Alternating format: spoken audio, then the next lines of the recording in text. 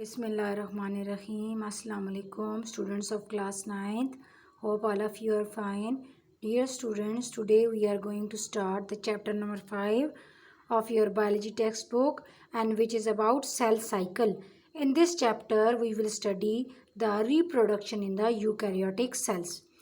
The reproduction is the basic property of life, and reproduction takes place at different level of organizations. When we go inside the cell, तो cell के अंदर chromosomes produce new chromosomes, इसी तरह sales produce new sales and individuals produce new individuals which are called offsprings, which are just like them.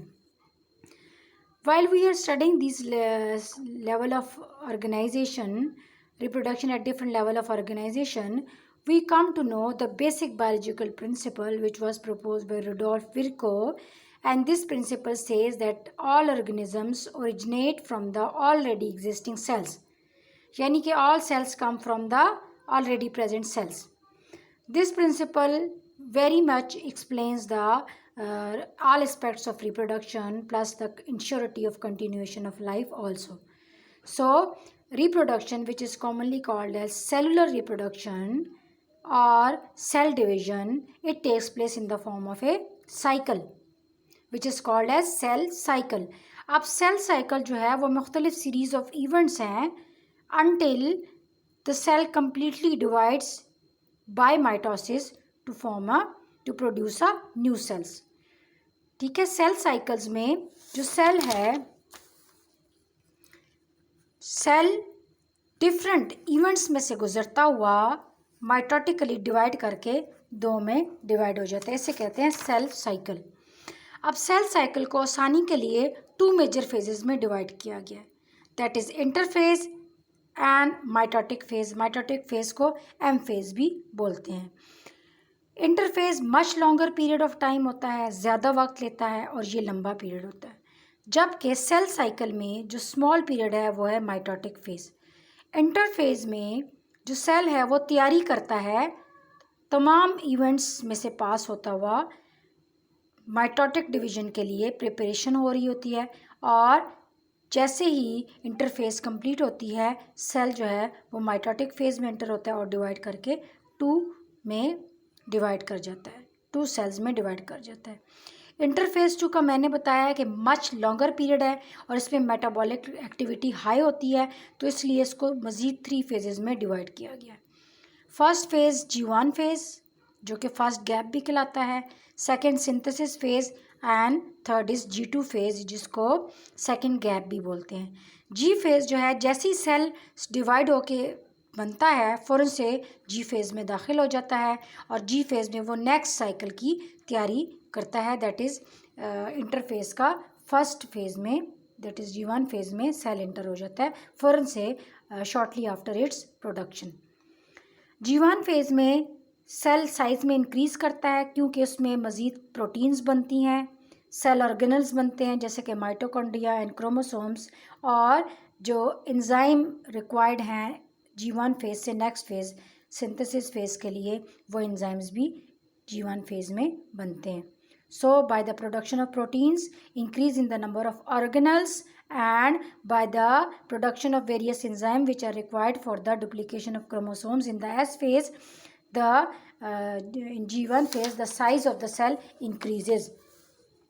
अब यहाँ हम देखें कि जैसे ही सेल बना आफ्टर M phase, तो सेल ने साइकिल में दोबारा से G1 फेज़ में इंटर कर गया. G1 फेज़ में सेल का साइज़ बड़ा हो गया, प्रोटीन सिंथेसाइज हुई, जो ऑर्गेनल्स हैं फर्दर वो बन गए और एंजाइम्स प्रोडक्शन हुई. फिर आफ्टर दिस G1 फेज़ जो सेकंड फेज़ है वो है सिंथेसिस फेज़. सिंथेसिस फेज़ में जो क्रोमोसोम्स हैं उसमें क्रोमेटिड्स डुप्लीकेट कर जाते हैं. अब यहाँ पे हम देखें कि एस फेज़ की बात हो रही है, यानी कि this phase. In S phase the chromosomes which consist of only single chromatid, ये डिवाइड करके 2 क्रोमेटिड्स पे मुश्तमिल क्रोमोसोम्स बन जाता है, जैसे कि हम यहाँ पे भी देखते हैं कि सिंगल क्रोमेटिड है क्रोमोसोम का और यहाँ पे क्रोमोसोम के 2 क्रोमेटिड्स हैं. ठीक है। तो G1 फेज में प्रोटीन सिंथेसाइज हुई, सेलुलर ऑर्गेनेल्स सिंथेसाइज हुए और एंजाइम सिंथेसाइज हुए। जबकि एस फेज में क्या हुआ कि क्रोमोसोम्स जो है उसके क्रोमेटिड्स जो है वो डबल हो गए। Now third phase is G2 phase. G2 phase में क्या होता है कि माइटोटिक डिवीजन के लिए सेल प्रिपेयर करता है।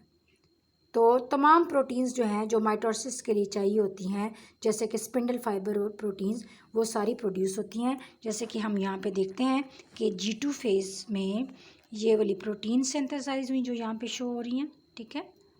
और ये प्रोटीन्स बाद में स्पिंडल फाइबर्स बनाती हैं, माइटोटिक स्पिंडल फाइबर्स, और सेल को जैसे एम फेज़ में यानी माइटोसिस फेज़ में इंटर होता है तो इंटू 2 सेल्स डिवाइड कर जाता है।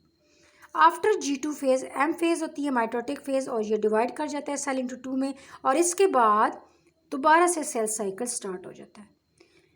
कुछ सेल्स में G1 फेज़ के बाद सेल जो है रेस्टिंग फेज़ में चला जाता है, जिसको G0 फेज़ या स्टेट ऑफ क्विसेंस भी बोलते हैं।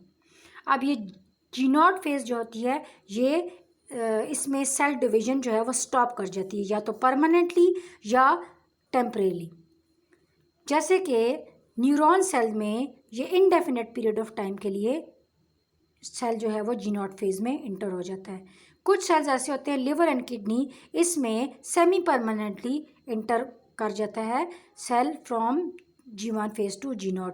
और कुछ सेल्स ऐसे हैं जिसमें continuous division of their cells जारी रहती है, और सेल जो है वो G1 फेज़ से G0 में इंटर नहीं होता।